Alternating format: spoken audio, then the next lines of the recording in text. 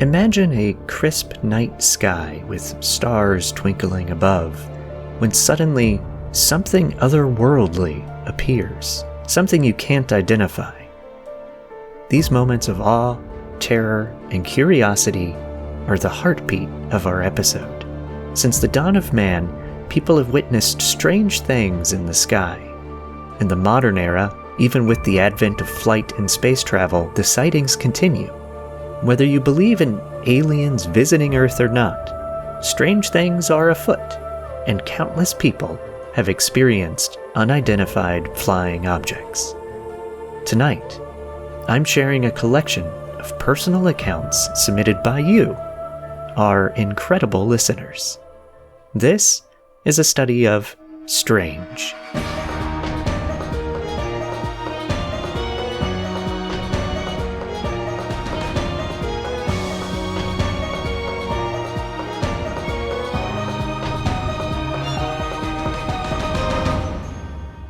Welcome to the show where we cover all sorts of unexplained, unsolved, and all-around strange things. I'm Michael May. As we dive in tonight, if you're a new listener, right now, subscribe or follow the show. It takes less than a second. And if you enjoy the show or not, please leave a rating and review. It helps others find us. You can also visit our website to learn how to support the show and get additional content. Or you can find us on Instagram as well. It's astudyofstrange.com and on Instagram at astudyofstrange. So this is a special episode. For those that have been with me for a while, I mentioned probably over a year ago now that I'm collecting personal UFO or UAP. I think both terms apply. First, thank you to anyone who reached out. I was surprised how many people have seen something odd in the sky. I didn't get any underwater encounters, which I was actually really hoping to get, but most accounts I received were just too short to include in this episode. And the stories we're going to share tonight, they each have something unique about them, and they're quite interesting and detailed. And each story was submitted in writing and will be read by an actor. A little behind-the-scenes info for you, if you will. I wanted to keep some consistency to these stories, and not everyone wanted to call in to record their story, which was my initial idea. Nor did everyone want to publicly say who they were. So just to keep some consistency, I'm having actors read the parts, and I'm generally keeping the names behind these stories to first names only, which has been agreed to across the board. So sit back, relax, unless you're listening to this in a place you can't do that, and prepare yourself for a journey into the extraordinary. These are personal UFO encounters.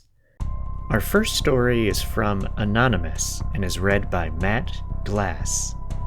First, and you can say this in the show, I don't want to have my name associated with this story, so just say it's anonymous. Alright, here's the deal. I'm not the kind of person who typically buys into the whole UFO scene. I'm a skeptic. I don't believe conspiracy theories. I don't think Bigfoot is real, ghosts, or BS. So when I tell you that I saw something genuinely freaky, understand that I'm as surprised as you are. This happened in 2018. I'm a middle-aged man. I was living in an apartment just outside of Phoenix, Arizona. I was coming home around 2 a.m., and the streets were practically deserted, which made everything feel a bit eerie. It was late, but I was coming from work, not from a party or a bar. I was completely sober, and I work nights, so the late hour wasn't unusual. I was driving when I noticed this light in the sky. At first, I thought it was a plane or a helicopter, but then this light starts changing colors and grows bigger. I think my first thought when this happened was that it was a street light further down the road, maybe changing colors as part of advertisement or a billboard or something. However, as I'm driving towards it, it's not just getting bigger, but slowly rising in the air. I end up nearly underneath it when it turned and headed to my left, which basically becomes desert. I was not thinking it was otherworldly when it started moving. I was saying to myself, oh, it's not a billboard, it's got to be a helicopter. I'm not the bravest soul. My idea of a risky move is adding an extra shot of espresso to my coffee, but curiosity got the better of me, and I decided to follow the light to try to figure out what it was. I followed it for maybe 5 minutes, and I was on a quiet road near some industrial buildings. And here's where it gets a little Twilight Zone. The light suddenly shrunk to a ball and hovered above the road, maybe 50 feet above the ground. I stopped about a block behind it. It wasn't your Hollywood-style flying saucer, but it definitely wasn't a helicopter. It had an eerie metallic shimmer and was utterly silent. That's when it hit me that I wouldn't solve this riddle. It's above my pay grade. And this silent metallic light scared the shit out of me. I hightailed it back to my apartment, locking every door, and considering a career change in anything that doesn't involve late nights. I'm still not a firm believer in aliens. I don't believe they visit us, but whatever that was that I saw, I can't explain. I've told only a few people, and one of them asked about missing time. I didn't lose any time, but I feel like that unidentified thing wanted me to follow it. I'm glad I had the awareness to get out of there while I still could. Our next story comes from Annie B. and is read by Tara Perry. And heads up, at the end of the story, Tara left a little anecdote to me with her own experience. I was sitting on the porch of my cousin's cabin deep in the woods in upstate New York.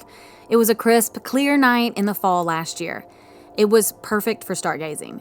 We were out there just talking about life and stuff when, out of nowhere, this bright light caught my eye. It wasn't like a shooting star or a satellite or a plane. This thing was moving erratically, like zipping left and right, and it was pretty close to us. I'd guess a half mile to a mile away. I remember that we joked about it being a drone peeping on our neighbors, but the way it moved, it was like nothing I had ever seen. The light started to get brighter, and then that's when things got real intense.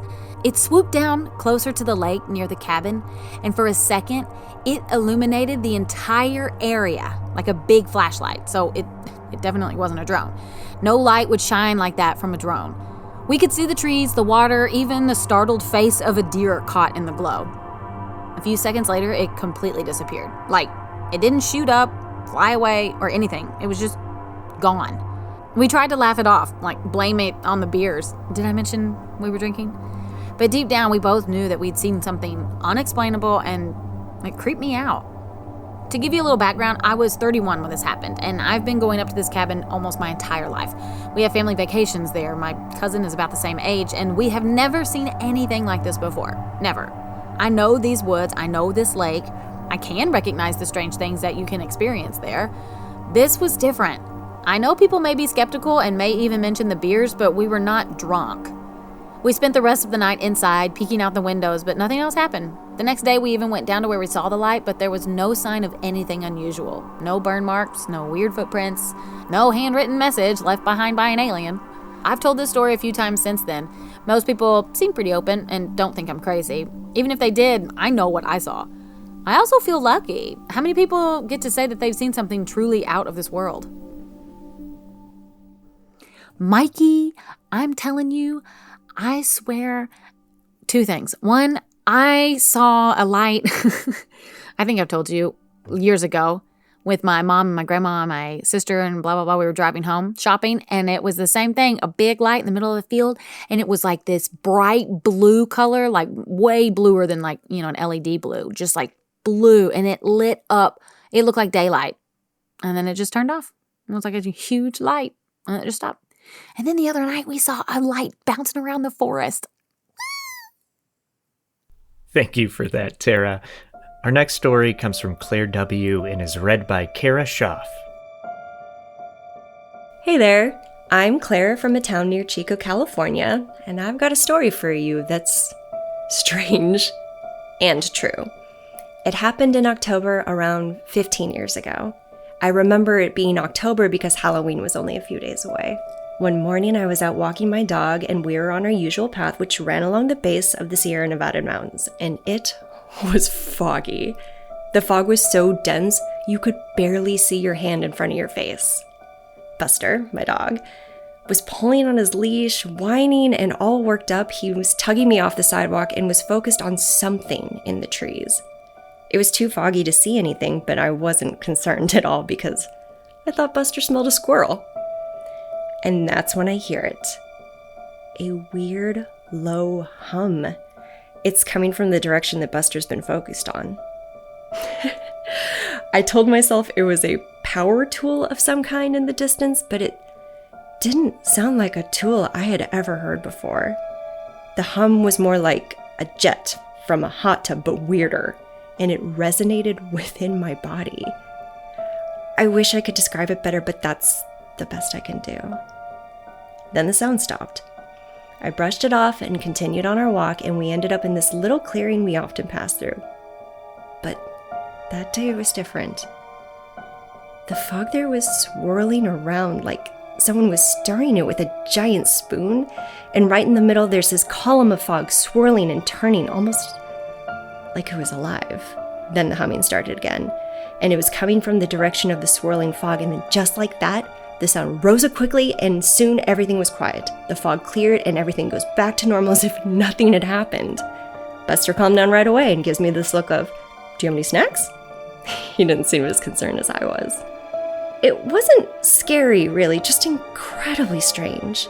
I've gone back to that spot lots of times hoping to catch the fog doing its dance again, but no luck so far.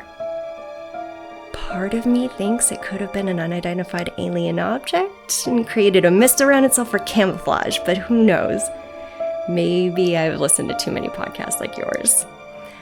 I do believe something unknown was there, was happening, and I caught a glimpse of it. I hope you enjoyed the story. Our next story comes from Jen L. and is read by Amy Schlurb. Back in the summer of 1978, when I was 8, something happened to me that, even after all these years, I think about often. I grew up in Salt Lake City, and our cozy house was the setting for my childhood adventures. My 2 sisters, they're 3 and 5 years older than me, and I grew up playing outside all the time. We weren't tomboys, but my mom had a strict rule that we had to play outside until dinner unless we were doing our homework. Looking back on it, it helped us become lovers of the outdoors, gave us confidence, and we always sought out adventure. One night, I found myself unable to sleep. I did what an adventurous 9-year-old would do. I decided to sneak out to the backyard for some fresh air and hopefully a glimpse of the stars. The night was breathtaking. A canvas of black adorned with twinkling lights, so vast and unfathomable. I lay there on the grass when suddenly a peculiar light caught my attention. It wasn't the steady blinking of an airplane or the natural twinkle of a star. This light pulsed gently and danced around the sky. As I watched, mesmerized, this light drifted closer and closer, revealing itself to be something unidentified. It was a craft, unlike anything I'd ever seen or could have imagined. Silent, with a series of blinking lights along its underside in a pattern that felt almost hypnotic. It was near, but not directly overhead. Near enough, though, to see that it was not a plane or helicopter or balloon. I should have been scared, I suppose, but in that moment, I sensed profound calmness. That is, until I heard the sobbing. Turning my head, I saw our elderly neighbor standing at the edge of her property looking up at the craft. She was a kind woman, a perfect neighbor, but as a kid, I didn't know much about her life or why she would be crying. I still don't, and wish I did.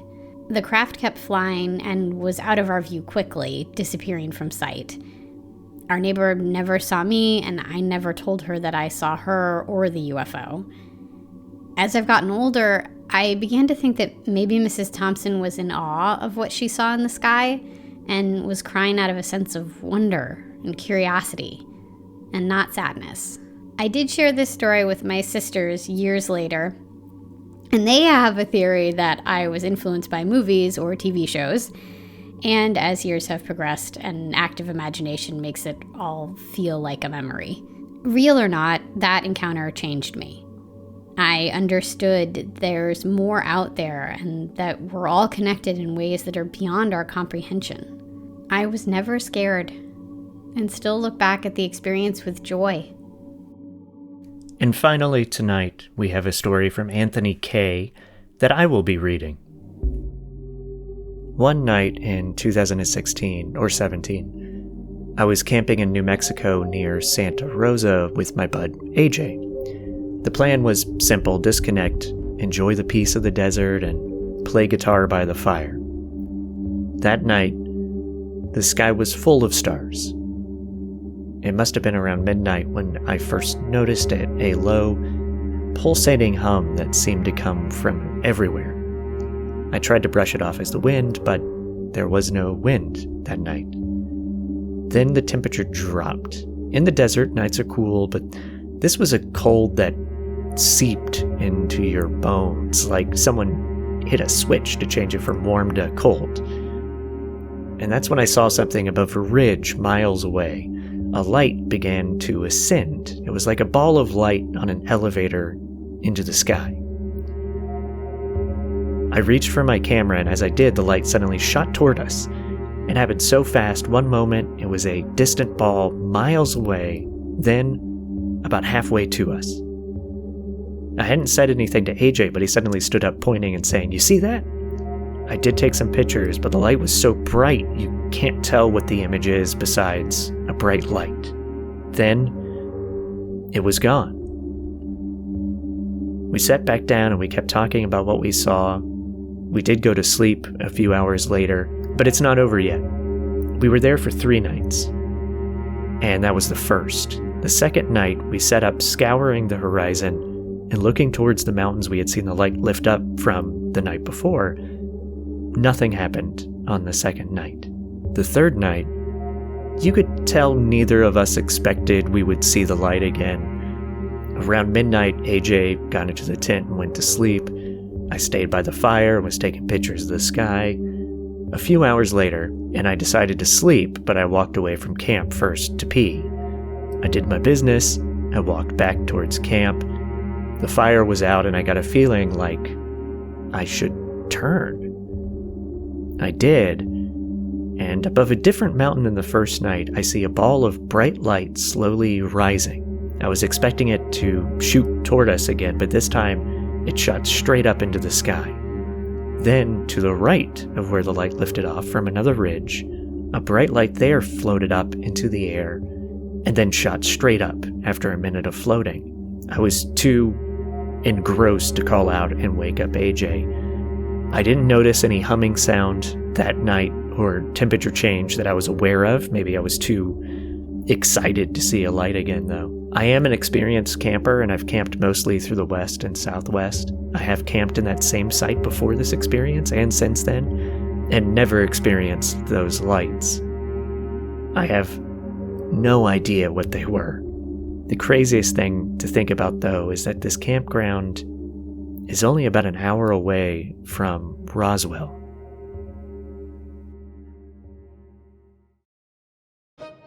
And that'll do it for our special UFO episode. Thank you to everybody that shared stories. Thank you to the actors that performed. I'll provide some links to them in the show notes.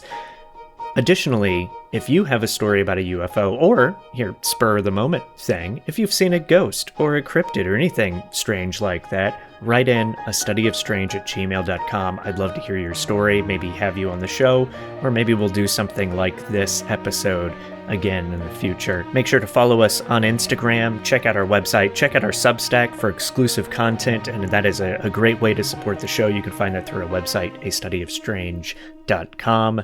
We will be off next week, but then back with more strange tales after that. Thank you, and good night.